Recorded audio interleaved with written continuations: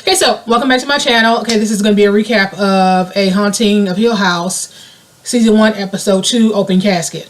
Okay, so Shirley, she's back at the office, and the little boy is there, the same little boy from the first episode, who was really against going in to see his grandmother in the casket.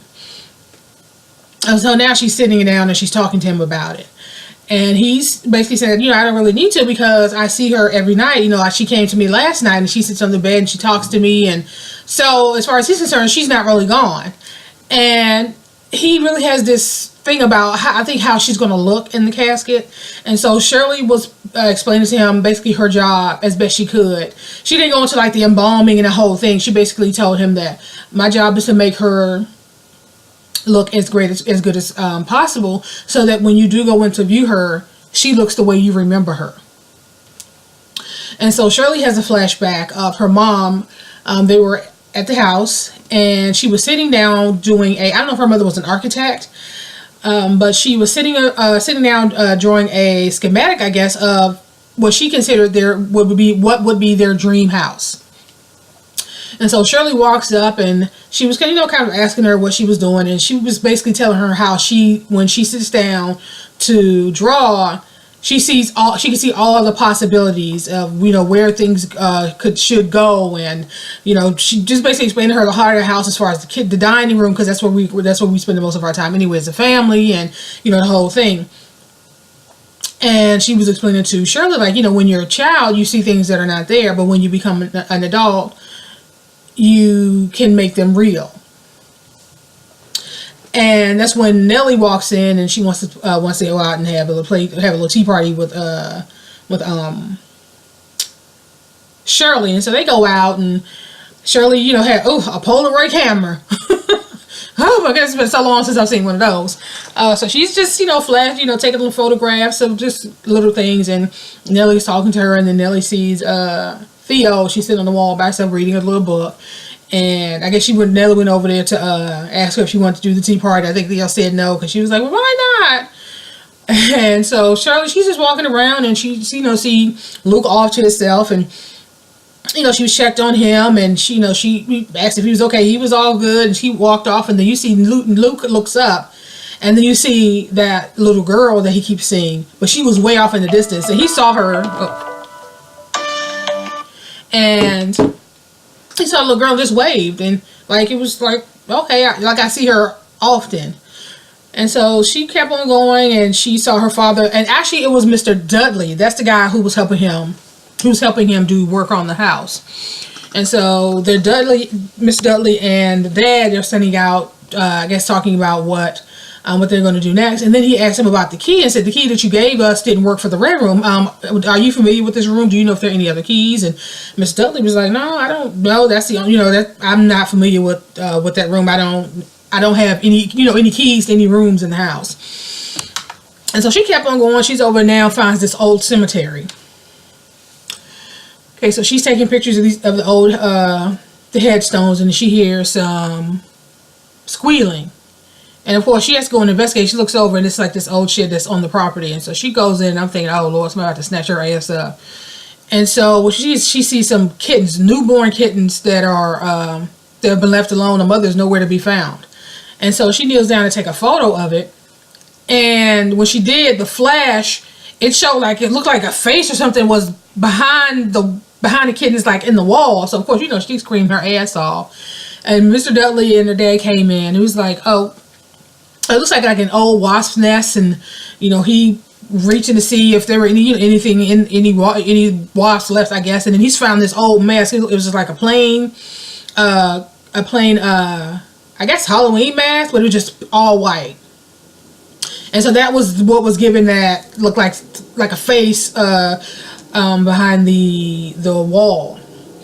And she wanted to take the kittens home, and her mom and her dad was like, well, I don't know about the. She was like, what about the dogs? We don't want the dogs to come in. And he started asking Mr. Dudley, and Mr. Dudley was like, I've never seen any dogs on this property. And he said, yeah, but the kids be complaining. The kids often complain about the dogs at night. And Mr. Dudley was like, well, we don't stay on the property after dark. So, but the years I've been here, I've never seen a dog on this property. So So we flash back to Shirley, and her son is asking her about his Halloween costume or something, and she hands them a mask that's this plain white mask, right? And he was like, I wanted to be Daredevil, and she's like, oh, I thought it'd be fun for you to decorate your own, and I don't want to decorate. So they go back and forth, and they start talking about some mask contest that his friends are having, and you know the whole thing. Anyway, basically, that's your mask. You figure it out. So his father walks in, and he's talking to the mom about Shirley about their business. He handles the books, the financial aspect of it, and he was sitting down telling her that I guess he had just come back from a meeting with their accountant, and that they're in the black, but just barely. And so he was talking to her about the number of discounts and breaks that she give individuals. She was like, oh, well, that's only on a special case basis. And he said, when we sat down to the books, it looks like over half of our services last year were special cases. When over half of your service on special cases, it's not a special, it's the norm. And so he's trying to explain to her that she can't keep doing that, because otherwise, it's like we're running a business here. And so a man walks in saying he had some delivering it was this little box that he said it had photos of their mom or something in it.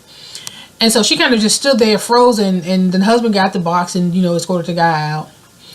And after they left, she looked over and she saw Steven sitting on the couch having a drink, and then she kind of blinked and turned away, and then he was gone.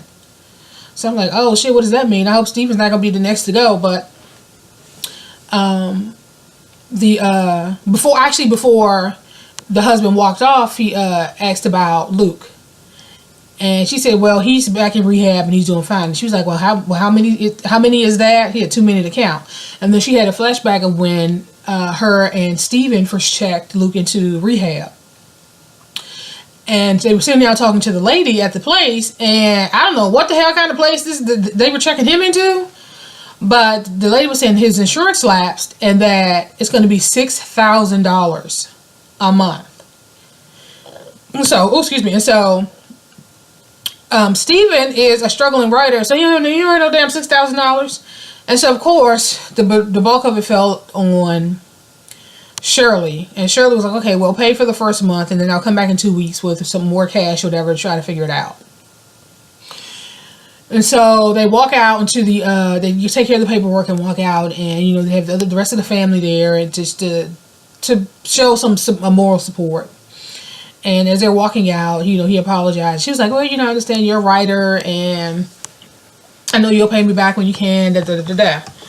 And so the lady walks out from the office, and she told him that before they can get started, they need a urine analysis. So of course now he said, okay, what if you find? She was like, it's okay if you're not clean. We just need to know how dirty you are, how dirty your urine is. And so, they hugged and said their goodbyes. But it was this is a really sad, kind of sad affair, really. I mean, I guess it would be. You're checking somebody. You see somebody that you love basically poisoning themselves to death, and he looked terrible. Look. He's not that cute little boy with the glasses anymore. Okay, so at this point, Shirley still doesn't know that Nellie is dead, because during that same scene, he asked her if her husband asked her if she had talked to Nell, and she said no, I hadn't spoken to her yet.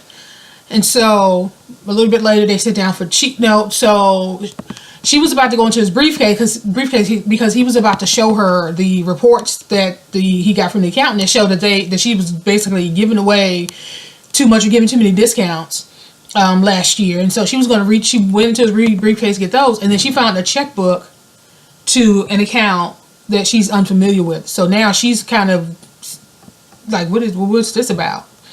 So they sit down to dinner. Of course, Theo lives with them, and so they have 2 children, a son, and they have a younger daughter. And she's kind of, for a minute, she's kind of giving him the side eye, like, what you up to? And so they, started talking, and of course they had the whole thing with the son, and he don't want to eat his Brussels sprouts, and then of course they threatened to ground him. He won't be going to any Halloween or whatever. And eventually, they're sitting, Theo and Shirley are in the kitchen, she's washing dishes, and she told Theo about it, and she's like, so what, are you going to say something to him about it? And she's like, well, I don't know, I only went in there to get the quarterly report, so it wasn't like I was snooping and trying to find anything. And so that's when the little girl walked in, and she asked for if she could have milk and cookies for dessert.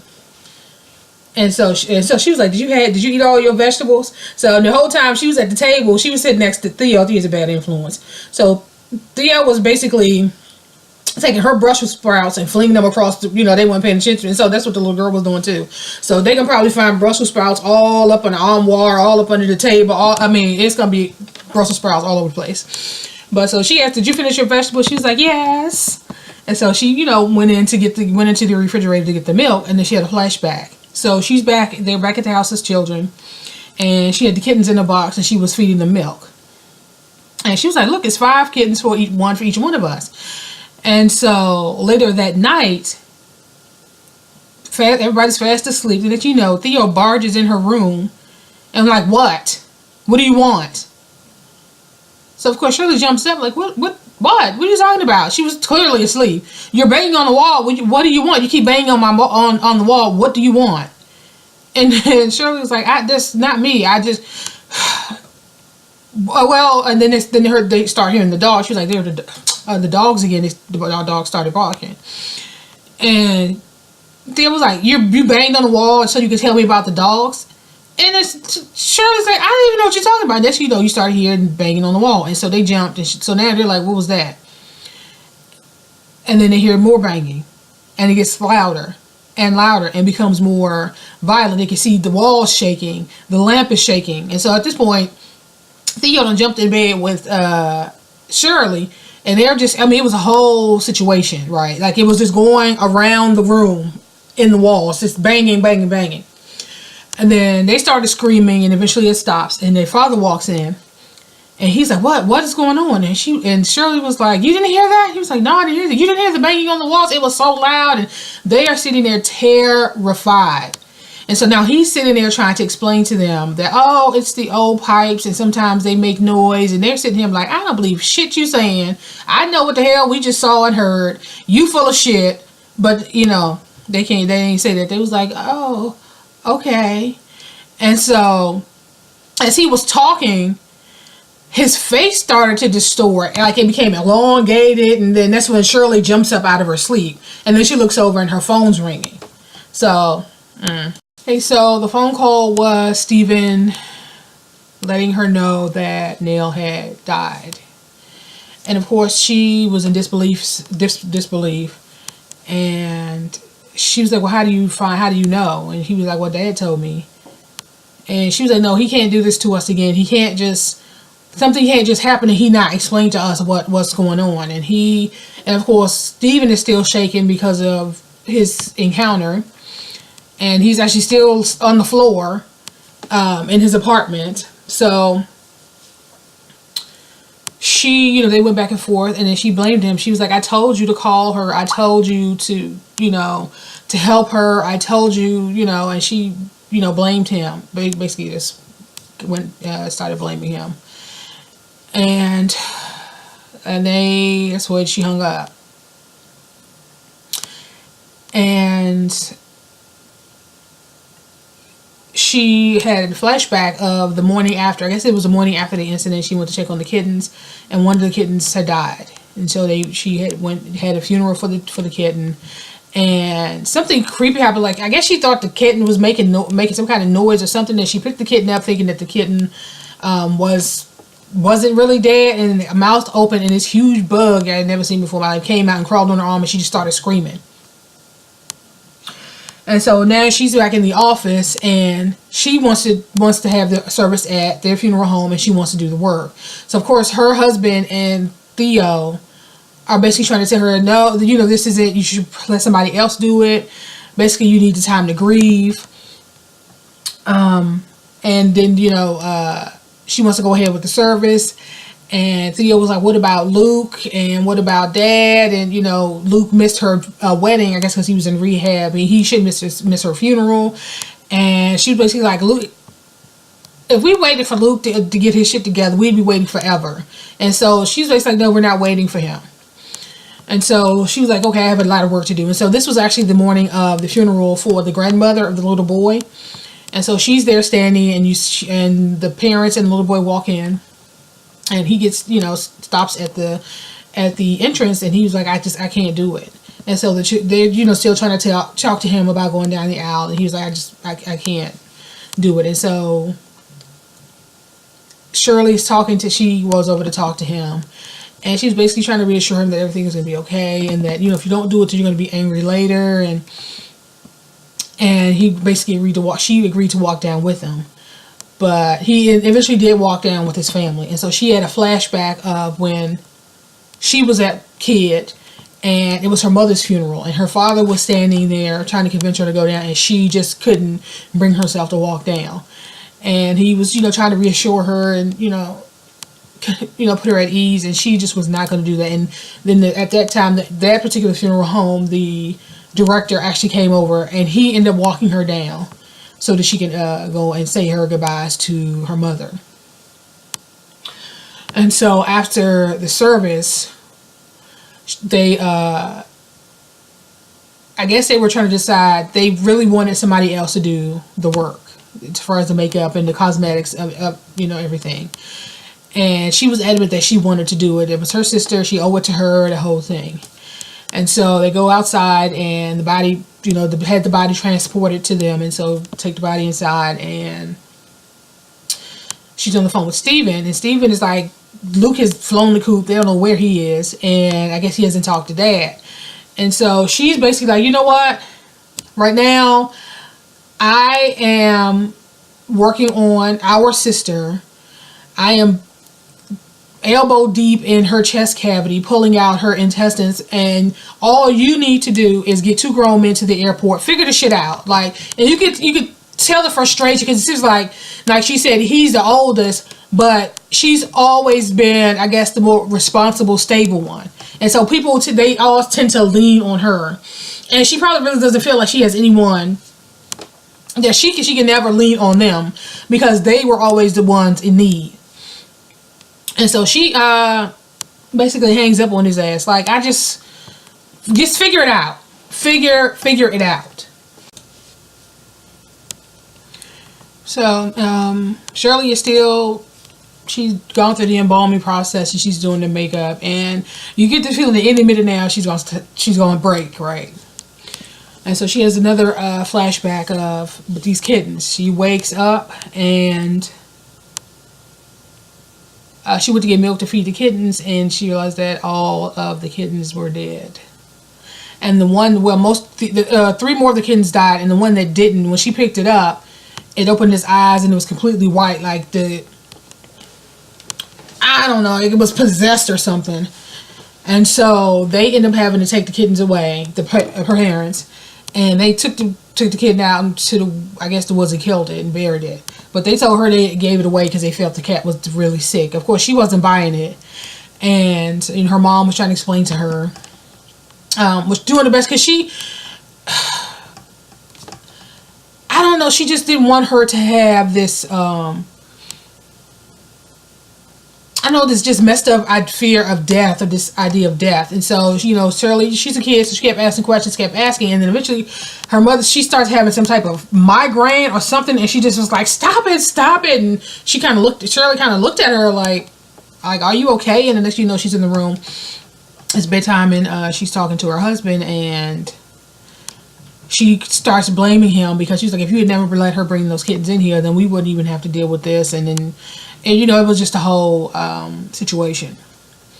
So she's still working on flashback, and she's working on Nell, and she see a little head in the door, and then she realizes her children. They came downstairs, and she went out, took all her stuff off, and went out, and basically said, "Did you know that you're not supposed to come down here?" But I like the fact that she was really patient. Like, she didn't let her emotions get the best of her, and she was like, you can ask me anything that you want. And so they started asking her a few questions, and she basically just ended it with, I'm just really sad, I'm just very sad, and said, but all the other questions, I'll answer for you tomorrow. But now, you know, why don't you go upstairs and pick out your best photo of Nellie, and we can hang it up at the funeral. So the kids went back upstairs, and of course she went back in to finish painting, getting her together. And she has another flashback of her as a kid. She's looking through the photo album, and she had put a photo, I think it was a photo of Luke and Theo. She had put in the photo album, and she was just looking through the photo album. Something else happened, I can't remember right now. But while she's doing her makeup, she has a flashback. She actually did her makeup for a wedding. And, you know, they're sitting there talking, and of course Steve walks in, and he's just joking around like, oh, I handcuffed your fiance to be husband to the radiators in case he wants to make a run for it. You know, just big brother stuff, teasing her. And so they had a few laughs, and she looked outside and she saw a cab pull up, and it was Luke. And so she runs outside. Shirley runs outside. I don't think Nell had a chance to see him. She ran outside, and the cab was about to pull off. She's like, oh, hold on, wait a minute. And then she was like, what are you doing here? Look at. So she was like, tell him, look at me, just look at me. And so he was like, I just wanted to stop by and tell my sister that I'm very happy for her. And, you know, she thinks that she looks at him, and she's just, I guess she's trying to see if he's high off his ass, I guess. Okay, so he was high. She was like, you said you are high. He was like, well, I just need to be here. She's expecting me to be here. And she was like, no, she's not. Nobody is. She said, you left rehab. She was like, I'm paying for your treatments, and they told me you ran away. What do you think they call when you run away? Especially if he's still at that place that's $6,000 a month. And she was like, you know what? She gave him everything she had, which was like $100. Here, she's like, you take this money and you go shoot it up, do whatever the hell you want to do. But this is it. No more loans, no more nothing. Like basically, you can't call and ask me for shit. And he took the money. And she went back in and finished up her makeup. And then you flash back to her getting her still working on her face.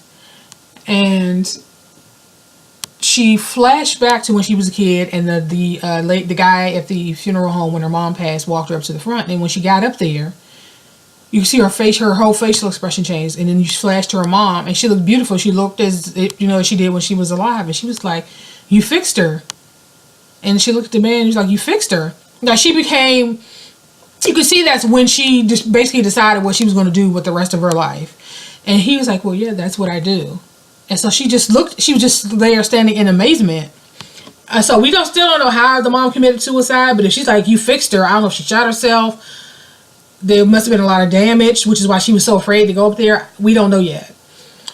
And so, flashback to her, and she's still working on her face. And then the next thing you know, the same bug that came out of the cat's mouth came out of Nellie's mouth. So she jumped back and she started crying. And then, she had this, obviously, eventually, it was going to start to come out. She got very emotional. And then you saw her finish work, and she looked exactly as she did on her wedding day. And so you see she's exhausted, probably emotionally and physically exhausted. And as she was walking out, she turned the light off, and then she looked back, and then she saw a body appear on the second table because it was empty. And then the body sat up, and it was her mother. And the eyes were blank, the same as it was on that cat. And she was holding this box, the box that the guy delivered earlier. So it looked similar to that. And then when she opened it, it meowed like a cat, like when she was trying to take care of all those cats so many years ago. And of course she freaked out and turned the light on. Of course nothing was there, and she just basically sat there for a while in her office and looked at the photo of Nellie and basically turned in for the night. Just walked through and turned down the light and turned off all the lights. And then she has like this model home on her on the desk in her office, and then you see the light flicker on this house. And that's basically how the episode ended. So, very good, very creepy, very sad. So, I'm going to end this here, and I will talk to you guys in the next video.